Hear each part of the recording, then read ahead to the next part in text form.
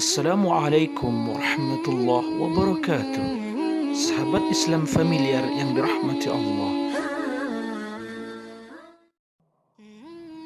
mari kita mulai tema kali ini dengan pertanyaan: benarkah Yesus disalib? Atau orang yang diserupakan dengan Nabi Isa? Atau Yesus yang disalib? Dalam Al-Quran, Allah Subhanahu wa Ta'ala telah menjelaskan bahwa orang Yahudi tidak pernah membunuh Nabi Isa alaihissalam. Beliau tidak disalib, namun orang lain yang Allah serupakan dengan Nabi Isa, itulah yang sebenarnya disalib. Meskipun demikian, Yahudi tetap mengklaim bahwa Nabi Isa telah disalib, dan anehnya orang Nasrani membenarkannya tanpa ada rasa permusuhan terhadap mereka.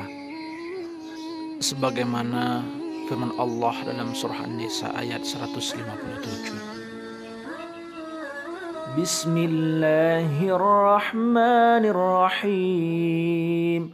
Wa qawlihim inna qatalna al-Masiha Isa ibn Maryam Rasulullah وما قتلوه وما صلبوه ولكن شبه لهم وإن الذين اختلفوا فيه لفي شك منه ما لهم به من علم إلا اتباع الظن وما قتلوه يقينا. Dan karena ucapan mereka, sesungguhnya kami telah membunuh Al-Masih Isa putra Maryam, Rasul Allah, padahal mereka tidak membunuhnya dan tidak pula menyalibnya, tetapi yang mereka bunuh ialah orang yang diserupakan dengan Isa bagi mereka. Sesungguhnya orang-orang yang berselisih paham tentang pembunuhan Isa benar-benar dalam keraguan-raguan tentang yang dibunuh itu. Mereka tidak mempunyai keyakinan tentang siapa yang dibunuh itu, kecuali mengikuti persangkaan belaka. Mereka tidak pula yakin bahwa yang mereka bunuh itu adalah Isa. Lalu pertanyaannya adalah, siapakah sebenarnya yang meninggal di tiang salib itu? Apakah Yesus? Apakah Yudas? Atau siapa? Mari kita lihat sebuah cerita yang diceritakan oleh Ibnu Abbas radhiyallahu anhuma berikut ini. Ketika Allah ingin mengangkat Isa alaihissalam ke langit, beliau pun keluar menuju para sahabatnya, dan ketika itu dalam rumah terdapat 12 orang sahabat Al-Hawariyun. Beliau keluar menuju mereka dan beliau terus meneteskan air mata. Lalu Isa mengatakan, sesungguhnya di antara kalian ada yang mengkufuriku sebanyak 12 kali setelah ia beriman padaku. Kemudian Isa berkata lagi, ada di antara kalian yang akan diserupakan denganku. Dia akan dibunuh karena kedudukanku. Dia pun akan menjadi teman dekatku. Kemudian di antara para sahabat beliau tadi, ada yang masih muda berdiri. Lantas Isa mengatakan, duduklah engkau. Kemudian Isa kembali lagi pada mereka. Pemuda tadi pun berdiri kembali. Isa pun mengatakan, duduklah engkau.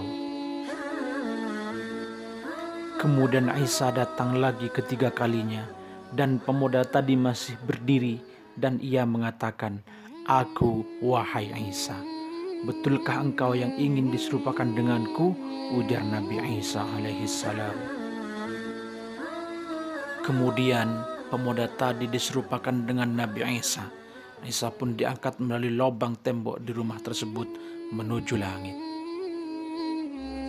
Sumber lain mengatakan, Nabi Isa tak meminta satupun muridnya untuk mengorbankan diri. Namun Allah menghukum Yudas dengan mengubah wajah si pengkhianat menjadi serupa Nabi Isa. Jadi seorang yang ditangkap dan dianggap sebagai Nabi Isa bukan lain adalah Yudas, murid Nabi Isa yang telah berkhianat. Saat ditangkap, ia berseru dirinya bukan Isa, namun apa daya, wajahnya telah diubah menjadi wajah Nabi Isa.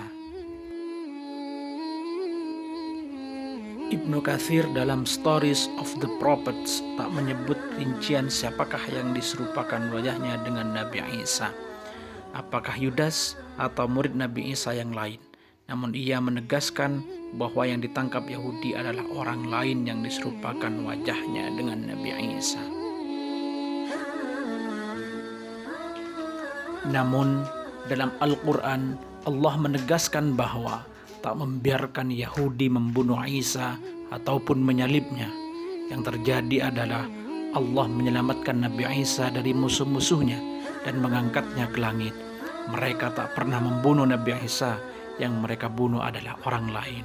Demikian penjelasan Ibnu Katsir. Hal ini sejalan dengan firman Allah dalam surah An-Nisa ayat 158. Barrafa'ahu Allahu ilaih wa kana Allahu azizan hakima. Tetapi yang sebenarnya Allah telah mengangkat Isa kepadanya, dan Allah maha perkasa lagi maha bijaksana. Wallahu a'lam bissawab.